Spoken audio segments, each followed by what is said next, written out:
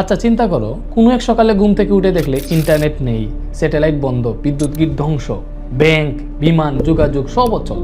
কোনো যুদ্ধ না, কোনো ভাইরাস না, শুধুমাত্র সূর্যের একটা বিস্ফোরণ। বিশ্বাস মনে হলেও ইতিহাসে ঠিক একবার এমনটাই ঘটেছিল। 1859 সালের 1 সেপ্টেম্বর ইংল্যান্ডের এক অপেশাদার জ্যোতির্বিজ্ঞানী রিচার্ড ক্যারিংটন তার টেলিস্কোপ দিয়ে সূর্য পর্যবেক্ষণ করছিলেন। হঠাৎ তিনি দেখলেন সূর্যের পৃষ্ঠে অস্বাভাবিক উজ্জ্বল আলো। কয়েক মিনিটের মধ্যেই সেই আলো মিলিয়ে যায়। তিনি তখনও বুঝতে পারেননি তিনি মানব ইতিহাসের সবচেয়ে বড় সোলার স্টর্মের সূচনা দেখেছেন। এই ঘটনাটি পরে পরিচিত হয় ক্যারিংটন ইভেন্ট নামে। 2 দিনের মধ্যে পৃথিবীতে শুরু হয় এক অদ্ভুত ঘটনা। টেলিগ্রাফ অপারেটররা লক্ষ্য করেন মেশিনগুলো নিজেরাই কাজ করছে, তারগুলো থেকে স্পার্ক বের হচ্ছে, এমনকি অনেক জায়গায় আগুন পর্যন্ত লেগে যায়। কিছু কিছু অপারেটররা বিদ্যুৎস্পৃষ্ট হন, কারণ সূর্যের বিস্ফোরণ থেকে বের হওয়া এক বিশাল করোনাল ম্যাস ইজেকশন পৃথিবীর চৌম্বক ক্ষেত্রকে আঘাত করেছিল। এটি এতটাই শক্তিশালী ছিল যে পৃথিবীর ম্যাগনেটিক ফিল্ড অস্বাভাবিকভাবে কাঁপতে থাকে। এই সোলার স্টর্মের সবচেয়ে অদ্ভুত প্রভাব দেখা যায় আকাশে।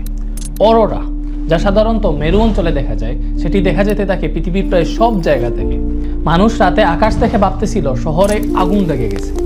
কিছু কিছু জায়গায় এতটাই আলো ছিল যে মানুষজন রাতেও বই পড়তে পারতেছিল।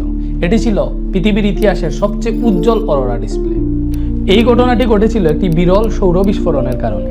সূর্যের পৃষ্ঠে যখন বিশাল ম্যাগনেটিক এনার্জি জমা হয়, তখন হঠাৎ তা বিস্ফোরিত হয়ে অসংখ্য চার্জ পার্টিকেলস মহাকাশে ছড়িয়ে দেয়। যদি এই কণাগুলো পৃথিবীর দিকে আসে, তাহলে তা পৃথিবীর ম্যাগনেটিক ফিল্ডের সাথে সংঘর্ষ করে জিওম্যাগনেটিক স্টর্ম তৈরি করে।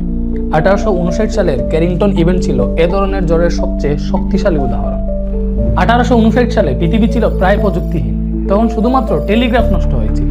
কিন্তু আজ নাসার স্পেস ওয়েদার সায়েন্টিস্ট বলছেন, আজ একই মাত্রার সোলার স্টর্ম ঘটলে পাওয়ার গ্রিড ধ্বংস হতে পারে, স্যাটেলাইটস পার্মানেন্টলি ড্যামেজ হতে পারে, জিপিএস এর কাজ বন্ধ হয়ে যাবে, ইন্টারনেট ইনফ্রাস্ট্রাকচার কোলাপস করতে পারে, বিশ্বব্যাপী ক্ষতির পরিমাণ হতে পারে ট্রিলিয়নস অফ ডলার্স।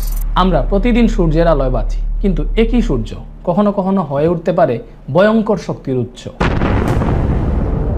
ক্যারিংটন ইভেন্ট আমাদেরকে মনে করিয়ে দেয়, মানব প্রযুক্তি যতই উন্নত হোক, প্রকৃতির শক্তির কাছে আমরা এখনো অনেকটাই অসহায়।